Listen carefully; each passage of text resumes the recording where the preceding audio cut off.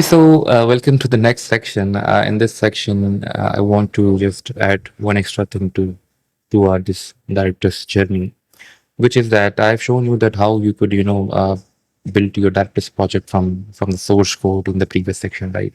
If you come to the official documentation of directors in which they told you how to set up your development environment by using those same commands, which we have used in the previous section, right? But here you can see that they have given you a notification that for production, this method is not recommended. For deploying, or I would say working with directors, you have to go into their default method of creating their project, I think. And that was their, command which we used, this directors. If you go into directors.io, just type that directors.io. So this was the command they are recommending to create your new project, right? But I told you that I always recommend this approach. And with this approach, what happens is that you can even customize your director source code, and then you can, deploy it into production, right? But for deploying to production, you can build your own custom, I would say, Docker image of directors, right? And I will show you the steps for that as well. So let's come to WebStorm. And here you can see that I have created some of the files to explain you what do I mean by that, right? So if you come to this Docker file, this is the file which will, I would say, go and build a Docker image using the source code of directors, right? And then you can go and push that, I would say, image to any Docker registry, and then you can pull that image and deploy it to any, I would say, server, right? Now, this is the file which is provided by the directors, right? And this will help you to build your this directors image, directors customized image, right? And for that, what you need to do is you have to just create a this compose file, and only like to name it like compose.prod.yaml to just make sure that this is the compose file related to production. And inside this, you can just copy the same, I would say, and directors compose file which is provided by that npx command, right? Which is this command right over here. So you can copy that file, and you can just remove all the stuff which you don't need. So I've removed that database and cache service, and I'm just here. You can see that rather referring to that image of that official image of directors, I'm telling the Docker Compose to build this directors image from this context, right?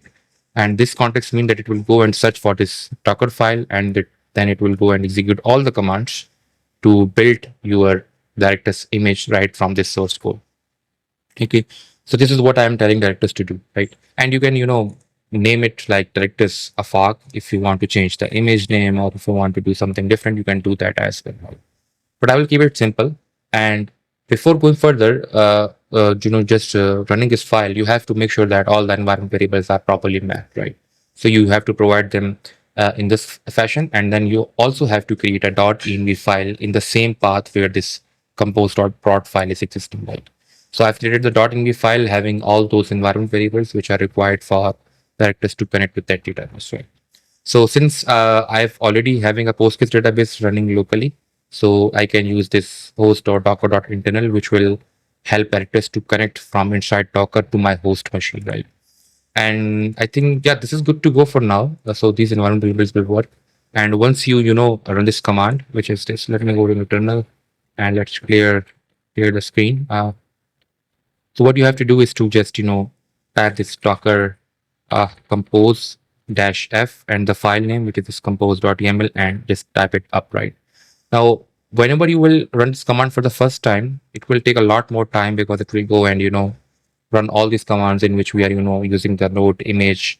Then we are downloading all the global dependencies, all the local dependencies, and then we are building all the projects or all the packages inside this source code, right? So it will take a lot more time. It nearly took about, I would say, 5 to 6 minutes in my machine, which is, I would say, I'm having a very strong Mac laptop.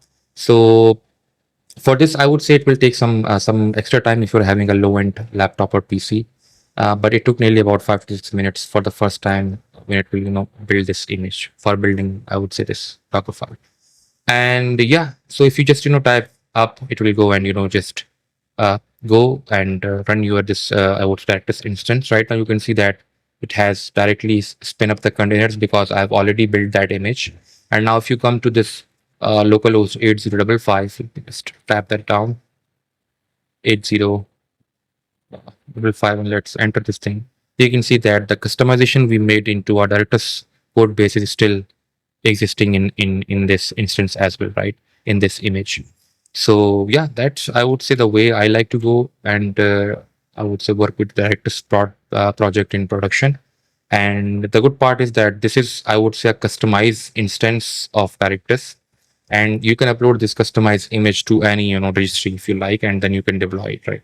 So if you come to this my Docker desktop, here you can see that if you go down this Directus CMS template, this image is nearly built, I would say, 11 minutes ago, and this is my customized image, right? So I can push this into any, I would say, AWS Docker registry or any other custom registry.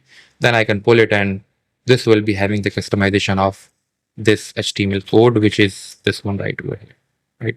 And again, it is just a simple customization. But moving on, if you want more customization and you want to change the source code of Directus, so yeah, this method will help you a lot, right?